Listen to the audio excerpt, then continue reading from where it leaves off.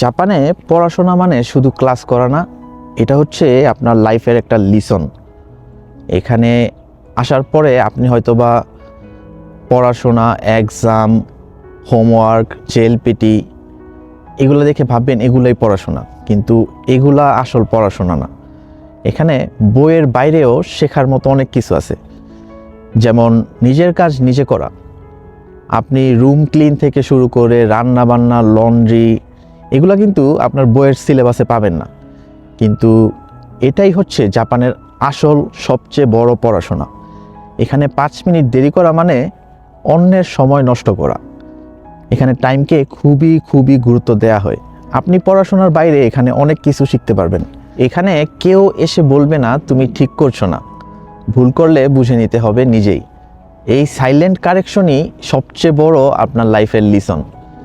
Japan শেখায় সবসময় লো প্রোফাইলে থাকা, কাজকে ছোট করে না দেখা। দায়িত্বটাই এখানে বড়। ক্লাসে আপনি হয়তোবা গ্রামার শিখবেন, কিন্তু পার্ট টাইমে শিখবেন প্যাশেন্স, রেসপেক্ট আর ডিসিপ্লিন। জাপানে এইটাই হচ্ছে সবচেয়ে বড় শিক্ষা। জাপানে পড়াশোনার মানে হচ্ছে প্রেশার হ্যান্ডেল করা, লনলিনেস ম্যানেজ করা, ইমোশন কন্ট্রোল করা, ফিউচার প্ল্যান করা। এখানে ডিগ্রি হচ্ছে জাস্ট একটা কাগজ, কিন্তু ক্যারেক্টার গড়ে ওঠে প্রতিদিন। জাপানে পড়াশোনা মানে শুধু ক্লাস না, এটা নিজেকে নতুন করে তৈরি করার জার্নি। জানো।